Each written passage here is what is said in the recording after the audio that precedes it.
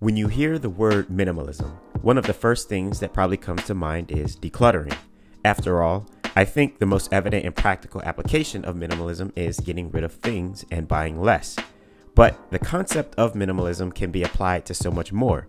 You see, it's a mindset of less equals more. And today I want to expand on this mindset by giving you 3 forms of minimalism that you can leverage to improve your overall quality of life. Even if you don't consider yourself to be a minimalist, I think that anyone who's interested in self-improvement can apply some of these concepts.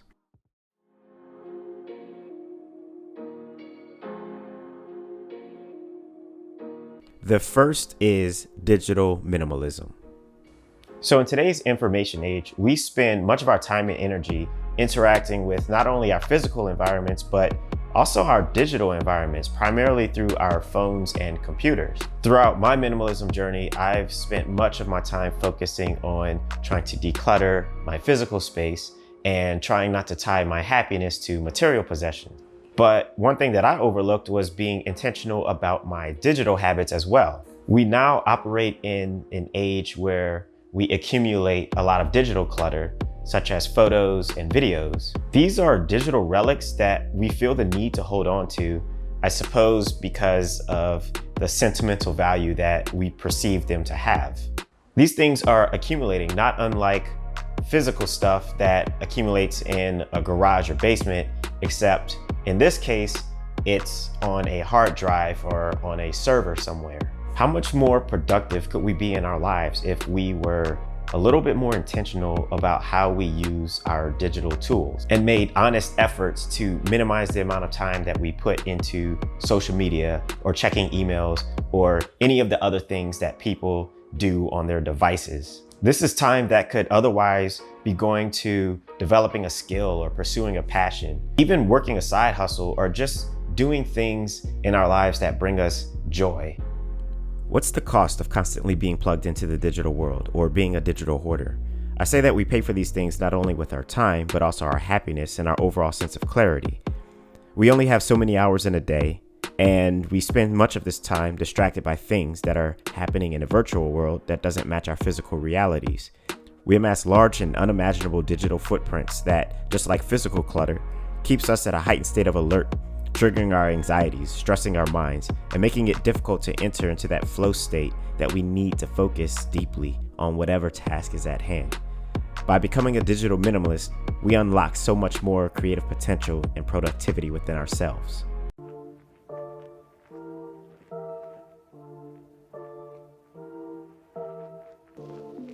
Second is social minimalism.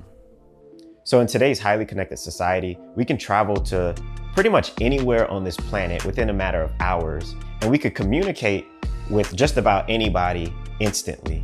This makes it easy for us to build vast social networks. This can be a challenge for people like myself who have a tendency to collect friends. And without being mindful of how we navigate our social lives, our friendships can accumulate and snowball into something that's completely unmanageable. This is exacerbated by social media, which enables us to just kind of keep people around. And in my personal experience, this has resulted in 3 things. The first is feeling pressured to keep in touch with a lot of people. The second is having less depth to my friendships because I'm being stretched too thin trying to keep up with everybody. And the third is negative impacts to happiness because we spend so much time watching everybody else live their best lives, and inevitably we compare our own lives to the lives of others.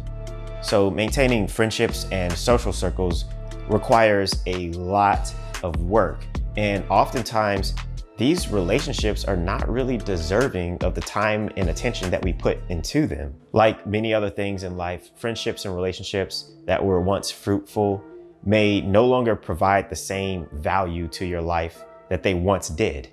And that's okay, because as life goes on, people change and sometimes people grow apart. So don't feel obligated to maintain friendships or relationships just for the sake of having them, or because of a lingering sentimental or emotional attachment that really only exists in the past. Because doing so holds us back from building deep in meaningful relationships and connections that may be smaller in quantity, but exponentially greater in quality.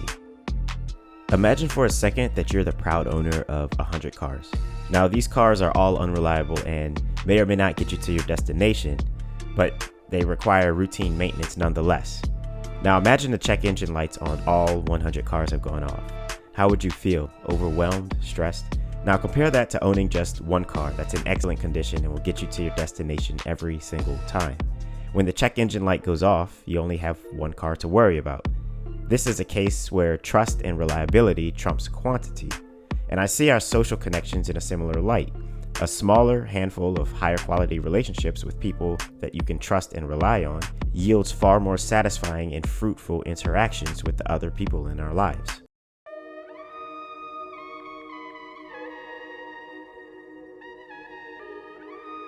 Third is information minimalism.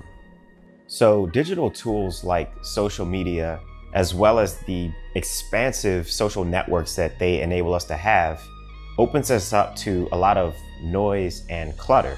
We're not only following what other people are doing in their lives, we're also consuming an extraordinary amount of information about things that are happening in the world for which we have absolutely no control over. We are bombarded every day by advertisements, notifications, timeline updates, and worst of all, sensationalist news headlines that are specially designed to trigger feelings of fear, anger, anxiety. Now, I absolutely think that it's important to be connected in so much that it's required for your job or running a business or staying in touch with friends. I also think it's important to be a well-informed citizen and to stay on top of current events. But the truth is that news media and social media and other forms of media are part of an information industrial complex that doesn't necessarily have our better interest at heart. The point of media is to capture as much of our attention as possible so that they can turn around and auction that off to the highest bidder, to advertisers. So it's not necessarily about our well-being. And for better or for worse, this information age that we're living in has enabled the proliferation of, let's just call it, very low quality and questionable information. This means that a lot of the information that we do consume is really just a distraction that doesn't add a whole lot of value to our lives. I often think about the days when the local newspaper and evening news was how people stayed informed about what's happening in the world, or how communication with others was limited to actual phone calls or sending letters in the mail.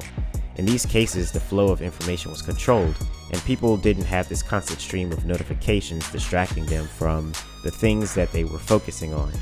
Now, I'm not suggesting that we go back to the days of newspapers and snail mail, but I do think that there's some value in putting mechanisms in place to filter the types of information that reaches us and the frequency that it's received. The notion is that by being more deliberate and actively controlling the amount and flow of information that we invite into our lives, we can create more space for our minds to engage in deep work and focus on other things that we deem are more important to us.